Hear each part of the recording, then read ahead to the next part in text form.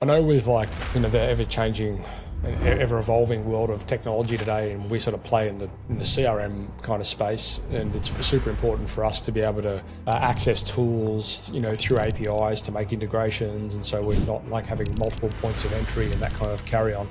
Like even within our company, we've got, we use Worx for the onboarding of our sales staff, our team, programmers. So just that system and the process, we tie in, or we can tie in training packages on how to use Simpro, how to use those other softwares.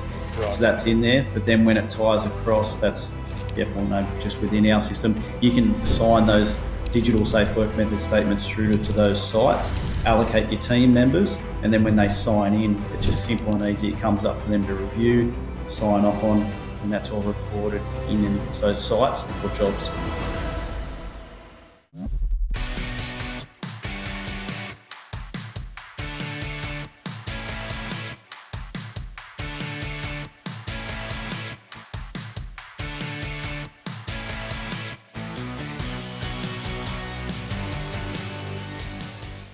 Glenn, welcome to the Sideshed podcast. Thanks, Matt. Thanks for having us on the show. I was about to say welcome back, and then I realised it's not really welcome back because the first one didn't work. Take two. Take two, that's it.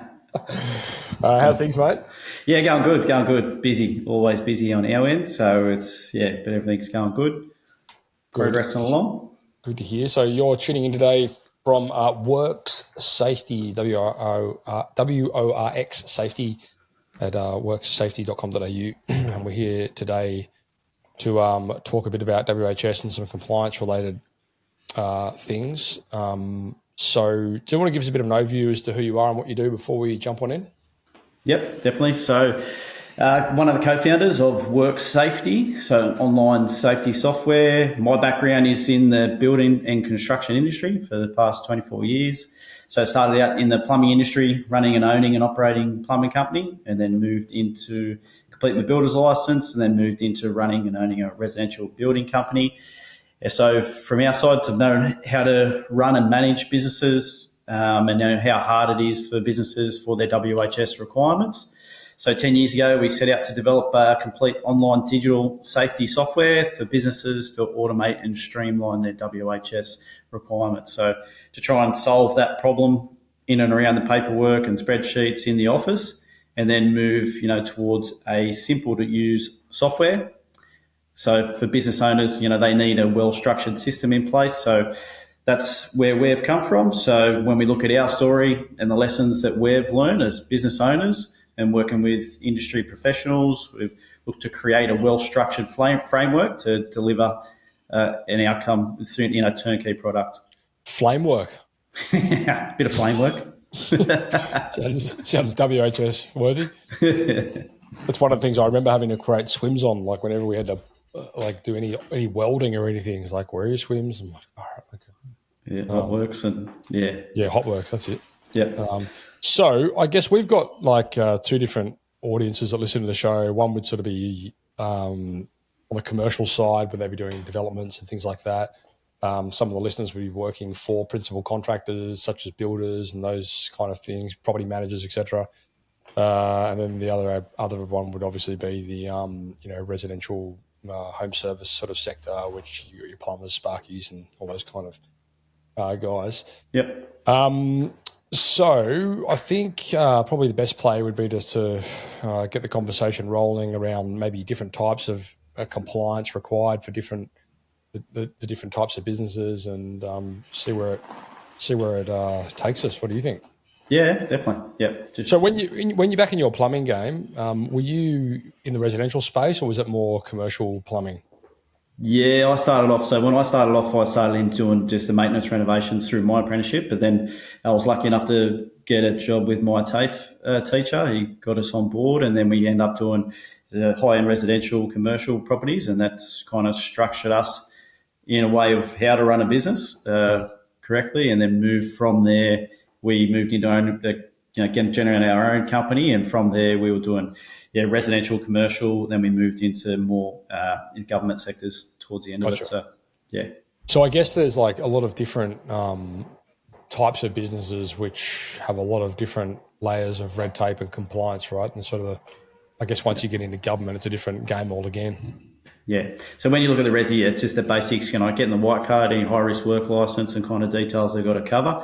But then, when we look at moving in towards the government sectors, police checks, working with children, depending on the requirements that they need to capture through that onboarding. So, trying to tailor that towards what they need and what their requirements are for this company specific, obviously. Yeah, sure. So, I mean, my last, I suppose, exposure to this conversation on the practical end would have been when I was, running, plumbing projects and things like that, 15, 20 odd years ago. And I remember back then thinking, man, I feel like I can't get any work done. There was just so much, but I mean, back then, I guess it was all also kind of paper, folded, like 100,000 folders sitting in the site shed that's where the name came from. But, with things you had to fill out every day and swims and safety reports and, all this kind of stuff. And it felt like you didn't get anything done. Yeah, exactly. And that's pretty much that's what we're trying to look to solve pretty much. So when, we come out of doing our apprenticeship or getting your license through, we've got limited access to what we actually need to have in place. So it's pretty much having that structured system in place for everything they need to cover, and then just going through those steps. So completing those steps for everything associated to the risk to their company, and then the on-site side of it as well. So, yeah, knowing, obviously, you've been there, paperwork side of it as well. It's what do you need to do? How do you do it? How do you complete it? How do you track and record it?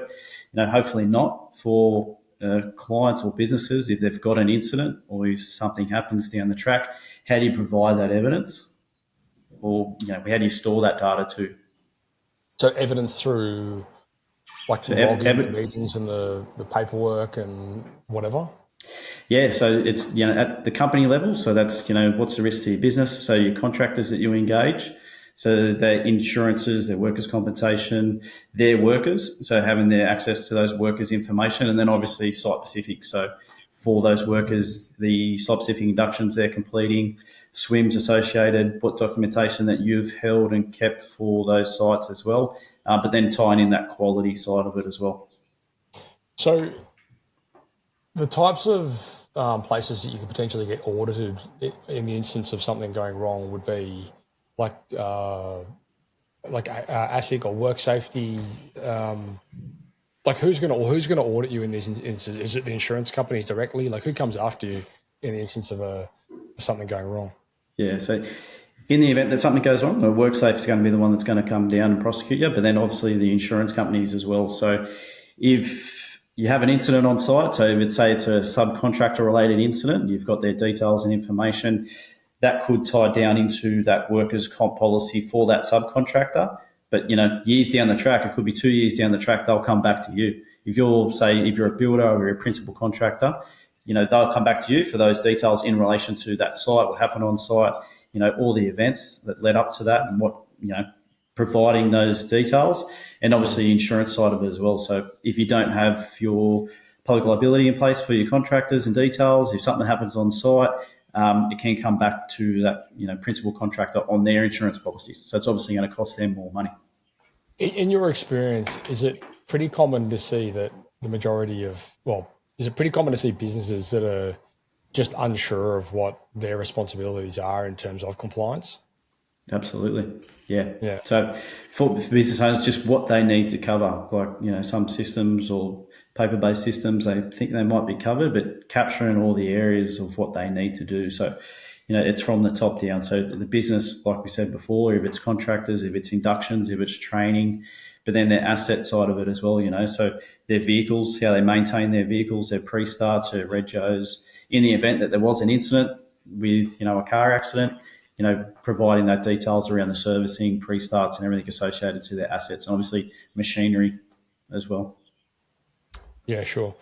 What are the differences between a commercial sort of trade, but let's say a commercial electrician and a residential electrician in the terms of required compliance, documentation, certifications? Yep. So resi guys, obviously it's all small maintenance kind of crews. It's the same kind of principles have got to be in place. So it's a high risk work activity. You need a safe work method statement that's going to outline how you're going to do your task or that activity. Same with commercial. On a smaller scale side of it, best practice is having like some trainer packages in place. So you've got your SOPs, which outlines, your power tools, those details for your team and for your workers, and then you're providing that to your team and you're outlining those details, because some of those little jobs that they're going to, they mightn't need a SWIMS, or they might do the risk assessment associated to their tasks they're doing on site.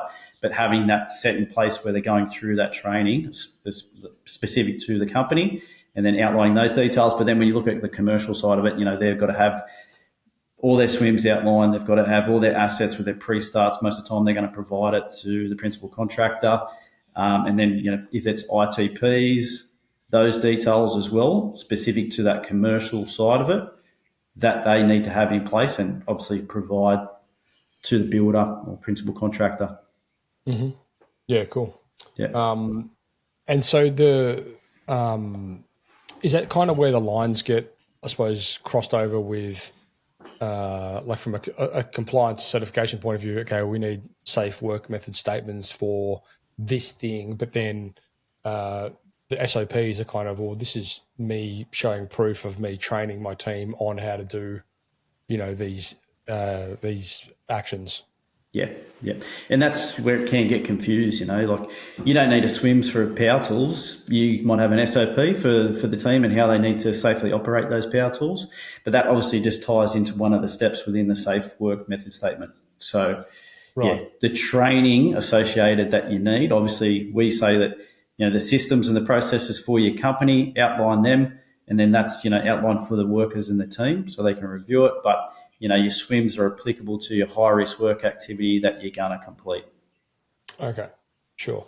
So is part of this cadence, does it involve training? Like we used to do toolbox talks back when I was, running jobs, and that was like a weekly thing where you sit down with the team and you pick a subject and you go over that and you document it and you have everyone tick that they were present and all that kind of carry on. Is that still the same thing? Yeah, it still is. Yeah, but then recording it. So that's the thing, like if you're doing it paper-based, it's, you do it, then where's it going to go? Be in the ute or in the office and try and find it. But providing that information in a structured process where you get that consistent outcome. So if it's in relation to safety alerts or training where you can provide that information, it's all automated through, if it's a digital system, and then tracked and recorded in that system.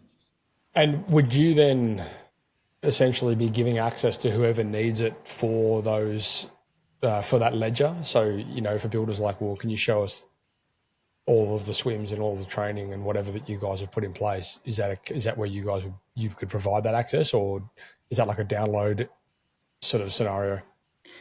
Yeah, no, we definitely do. So we've pretty much got like a turnkey products, and we work with safety consultants as well. So we've got like, your plumbers package, your electrical packages, your builders packages, pretty much any trade business. So then they've got everything within that turnkey product. So SOPs, SWIMS, forms, so the incident side of it, so incident management and all that side of it, which is in the system, pretty much ready to go.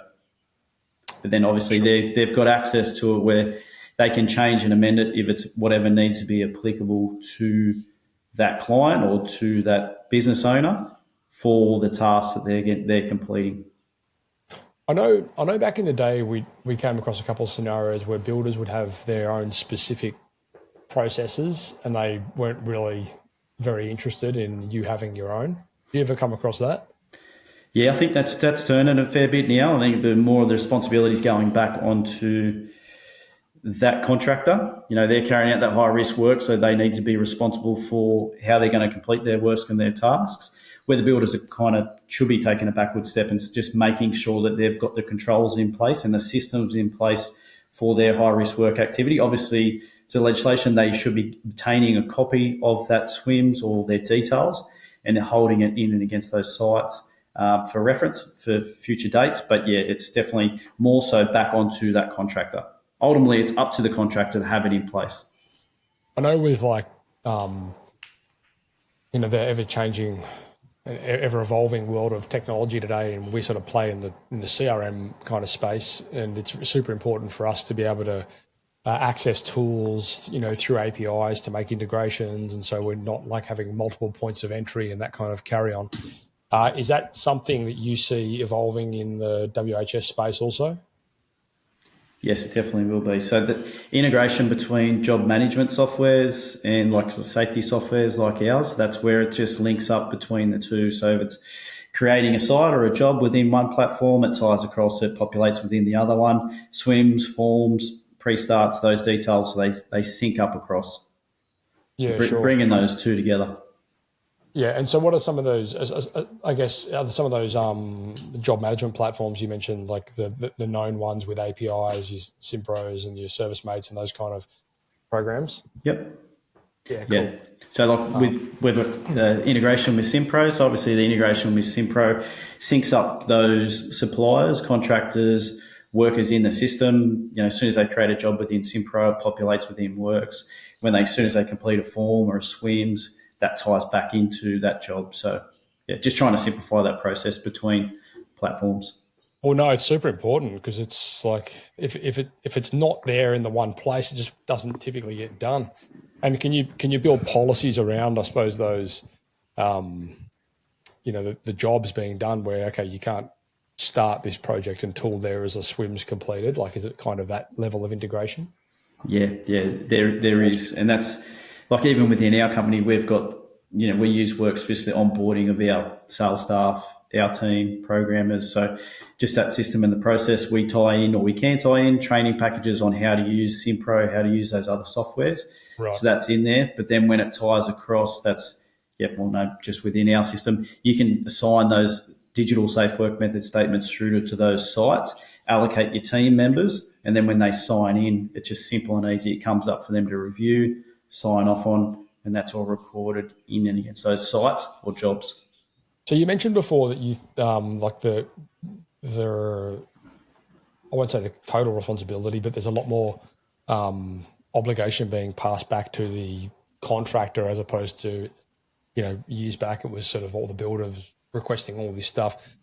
Is that kind of where you're seeing this? Like there's more like this trending towards it being more up to the contractor to know like and have the documentation done as opposed to it coming from the guy paying the bills?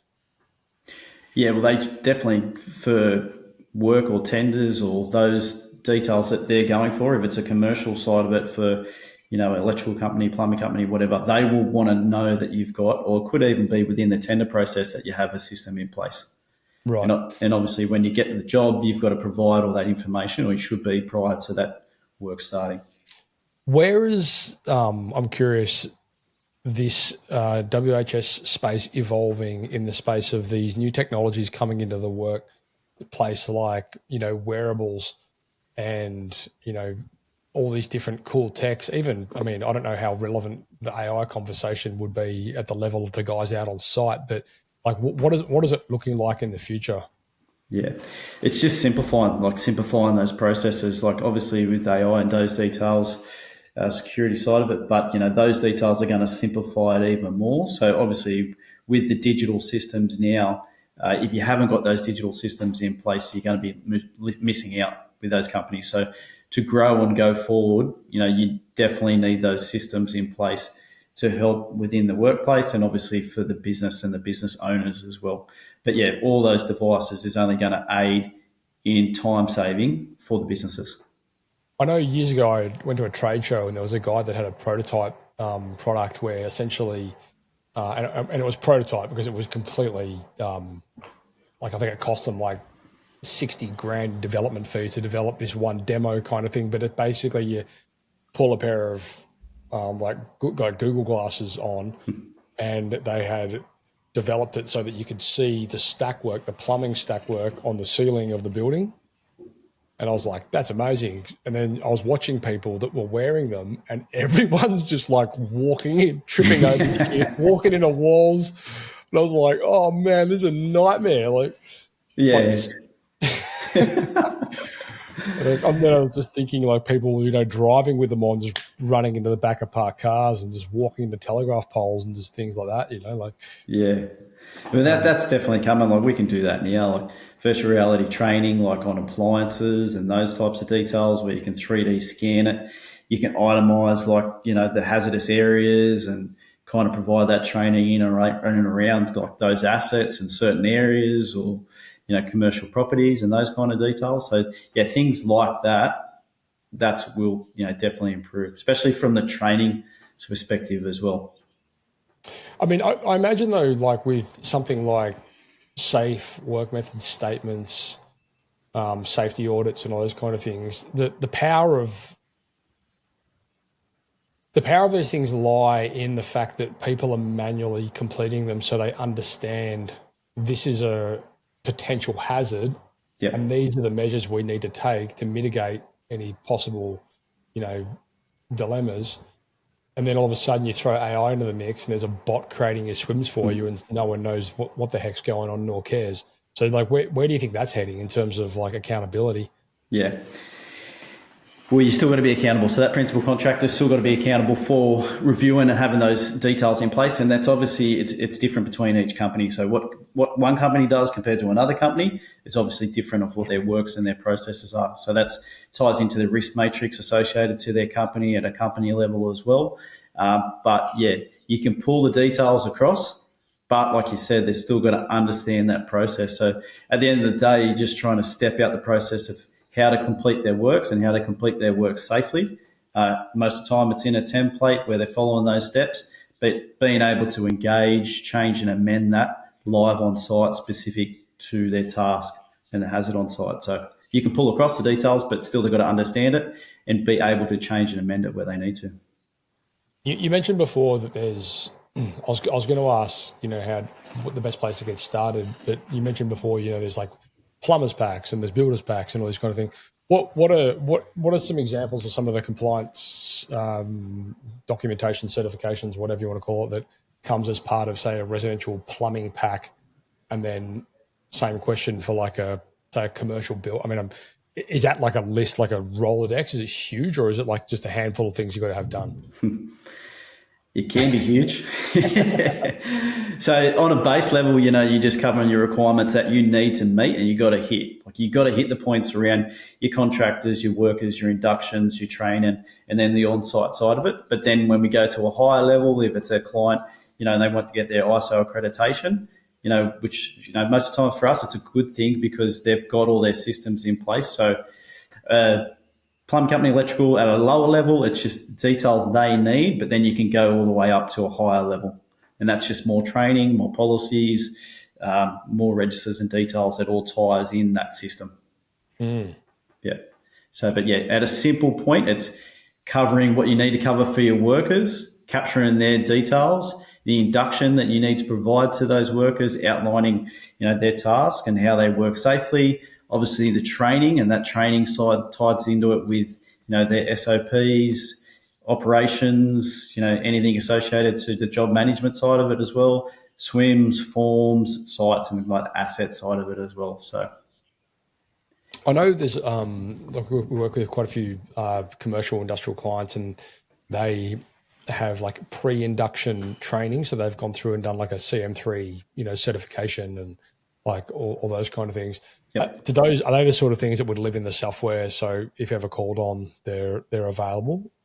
Yeah, absolutely. And that's what it is. It's pretty much just that digital system instead of a paper-based system where everything's automated through a digital platform. So obviously within the office staff don't have to keep track of the spreadsheets and details. The system does it all for you. So automated reminders, all that information, inductions, training, the system, once it's in there, it does it all for you. But then the auditing side of it as well. So the CM3... Actually, how do you keep it current? Like how do you... the reminder, okay, we need to do a toolbox talk, like all those kind of things. Like that cadence comes as part of the suite, does it? Yeah. So what obviously what we try and do is make less work for the business owner and then put more onus back onto the contractors and back onto the workers. So through the automation, 30 days out, say a high-risk work license is going to expire, that worker would be notified. 14 days out, they'd be notified again. And then at 7 days, that's when the head contractor or the owner of the system would be notified and on expiry. So obviously trying to make less work for the builder, the business owner, put more onus back onto the contractor or worker. They can simply just upload that straight off the app or from the portal. So, and then obviously inductions, training, that's all automated through the system. But then from an audit perspective, everything's when they need to, it's there. Is there like a general rule, or is it specific to the task at hand in relation to how often, say, a safe work method statement needs to be updated? Yep. Yeah, the inductions training, it depends on the client, 2 years, yearly, depends on what it is. Safe work method statement, obviously, if it's site specific, if it's a high risk task, so say they're doing a roof replacement, they'll go through, do that swim to that roof replacement. They'll create it. If things change on site, that's when they should be reviewing it. So, Okay. it could be weather conditions, could be a crane on site. For smaller operations, most of the time, it's pretty rare that they will review it. On a commercial basis, so say they're doing a large commercial project and they're doing a roof work on that, they'll have their swims, but that could be revised 3 or 4 times because you might have other contractors on site, you might have a crane on site, the weather conditions, whatever it might be, that's when they will be reviewed and revised. But some clients might want to revise those monthly, 3-monthly, which they can set. Yeah, Okay. but that's a thing where it's Mate, is there when they anything do. Yeah. Oh, sorry, we just lagged there for a sec. What were you saying? Yes, those swim side of it, it's just that's kind of, specific to what they need for site. Okay, mate. Is there anything that you think we should wrap up on or cover off on before we close off? No, that's about it, really. Yeah, it's just pretty much just for the clients out there, if they need to get in contact with us. Yeah, sure. We'll have all your details. But for you guys out there, if you're not up to speed with this stuff, or you think you need an audit or whatever, head across to Worx with an X, WRX, safety.com.au. And I'll put links to all that in the show notes, guys. So if you head across to the siteshed.com, if you're driving or whatever, you can just type in Glen into the search bar there, and this episode will show up, probably with 15 other Glens, but you'll have to filter through and find it. But it shouldn't be that hard. Yeah, awesome, mate. I appreciate that. Thanks so much. I know it's a ever evolving space, and it's good to have some technology put in to simplify the way these things work. So yeah, appreciate your time. No problem. Thanks for having us on the show. And yeah, if anyone out there ever wants to go through the system, reach out, free demo, and we can run you through how the system works and how we can help.